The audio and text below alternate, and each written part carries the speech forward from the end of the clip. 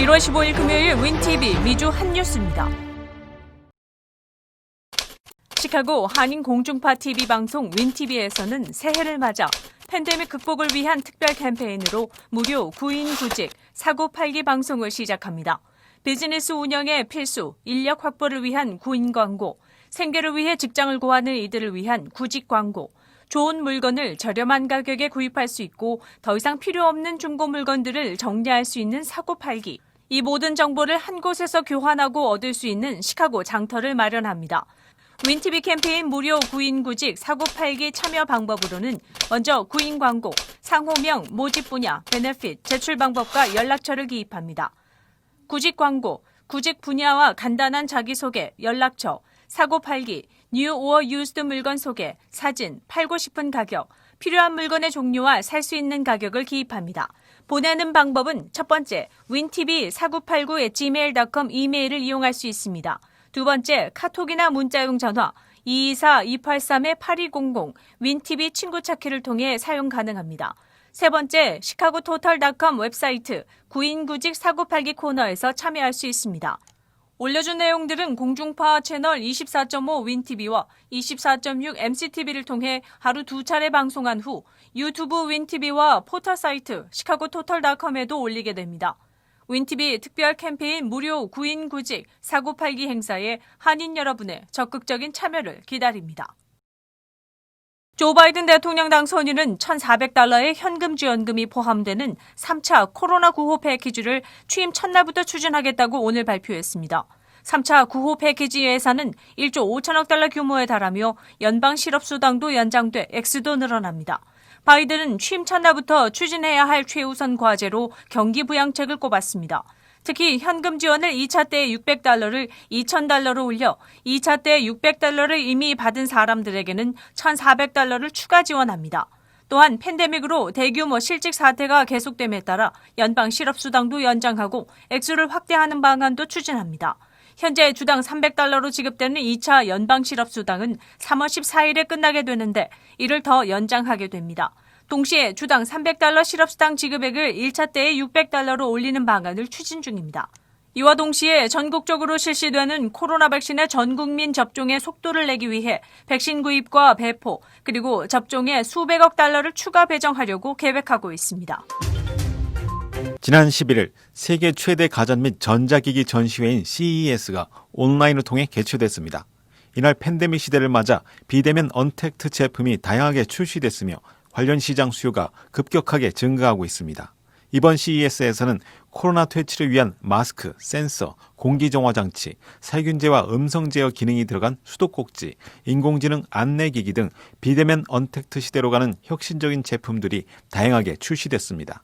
플러스사는 에티라고 불리는 초인종을 개발했는데 사람들이 실내에 들어오기 전에 체온을 재기하는 제품이며 바이러스의 전파를 줄이기 위해 누르지 않아도 되는 비디오 초인종도 개발했습니다.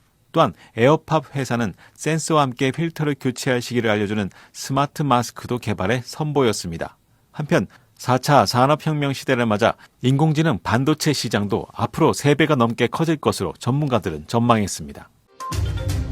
미 질병관리본부 CDC는 1월 26일부터 미국으로 입국하는 모든 국제선 승객들에게 코로나 음성 증명서 제출을 의무화합니다. CDC는 전 세계 국가에서 새로운 변종이 계속 등장함에 따라 항공여행 전후에 테스트를 의무화하는 것이 코로나 확산을 늦추는 필수 조치라고 설명했습니다.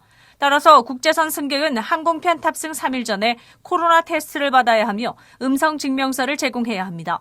코로나 테스트 음성 결과가 없는 사람은 비행기에 탑승할 수 없게 됩니다.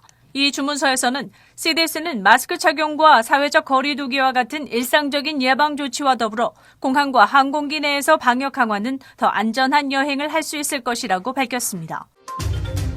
코로나로 인해 여행과 숙박업계 판도가 빠른 속도로 바뀌고 있습니다. 미국 숙박 공유업체인 에어비앤비 최고 경영자 브라이언 체스키는 오늘 인터뷰에서 이제는 사람들이 유명 관광지보다는 작은 도시를 선호하고 친구나 가족 방문을 많이 하는 추세로 바뀌었다고 밝혔습니다. 또한 이것은 일시적인 변화가 아니라 영구적인 것이라고 덧붙였습니다.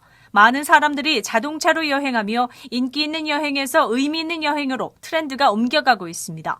이에 따라 앞으로 세계적 명소를 찾아다니는 관광객이 현저히 줄어들 것이며 원격 업무가 늘어나 비즈니스 여행도 영구적으로 감소할 것이라고 예측했습니다. 에어비앤비는 지난해 초반 코로나 여파로 사업 규모가 80% 감소했으나 봉쇄 완화 조치 후에 다시 반등에 성공했습니다. 또한 작년부터 여행객들이 도심에 있는 호텔보다 작은 도시에 있는 주택으로 눈을 돌리기 시작하면서 지난해 3, 4분기에 사상 최대의 수익을 올린 바 있습니다. 일리노이는 지난 13일 제3자가 상점에서 손님들에게 술이나 와인을 배달할 수 있도록 하는 법안을 통과시켰습니다. 이 법안은 1934년 주류관리법을 개정한 것으로 앞으로는 소매상들이 고객의 집이나 다른 지정된 장소로 알코올 음료를 배달할 수 있게 됩니다. 이 법안에는 일리노이 전역에서 유통업체, 소매업체, 수입업체 및 운송업자에게 양주와 포도주 배달을 허가하는 내용을 포함합니다. 또한 알코올이나 와인을 주문하는 사람은 21세 이상이어야 한다고 언급했습니다. 하지만 이번 법안이 통과되므로 식당 같은 업소들의 경기를 살리는 긍정적인 면이 있는 반면에 가정에서 주류 소비가 늘어날 수 있는 부정적인 면도 있음을 간과할 수 없습니다. LA 지역에 있는 다저스 스타디움이 코로나 백신 슈퍼 사이트로 탈바꿈해 오늘부터 개장합니다. 로스앤젤레스의 에릭 가르세티 시장은 이 슈퍼 사이트가 완전히 운영되면 하루에 12,000명까지 백신 예방 접종을 할 수 있다고 밝혔습니다. 다저스 스타디움은 작년 5월부터 미국 내 최대 규모의 코로나 검사소로 사용되어 왔으나 이번 주부터 테스트를 중단하고 코로나 백신 접종 슈퍼 사이트로 모두 전환했습니다. 지난 13일 캘리포니아주 당국은 65세 이상이면 누구나 백신을 접종할 수 있다고 발표한 바 있습니다. 하지만 아직 백신 양이 충분하지 않아 여전히 의료 종사자와 요양원 거주자를 포함한 1단계 대상자들에게 백신을 접종하고 있습니다. 한편 캘리포니아 애너하임에 위치한 대표적 테마파크 디즈니랜드 역시 지난 13일부터 문을 닫고 코로나 대형 예방접종 장소로 새롭게 문을 열었습니다. 1월 15일 금요일 코로나19 현황입니다.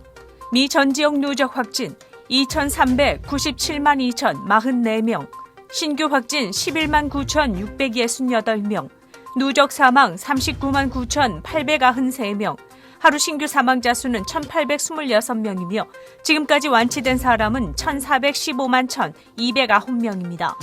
일리노이주 누적 확진 105만 9,324명, 신규 확진 6,642명, 누적 사망 18,049명, 하루 새 신규 사망자 수는 123명을 가리켰습니다. 지난 1월 8일에서 14일까지 일주일간의 코로나19 양성 판정률은 7.7%를 나타냈습니다. 다음은 어제 기준 각 주의 신규 확진자와 신규 사망자 수입니다.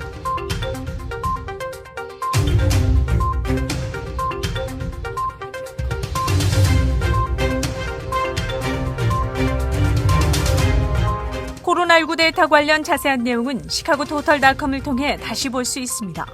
윈TV 24.5와 MCTV 24.6 방송은 공중파 채널을 통해 시청하실 수 있습니다. 코로나19 비상시국 뉴스24에서는 여러분의 제보를 기다립니다. 제보 전화는 224-283-8200번입니다.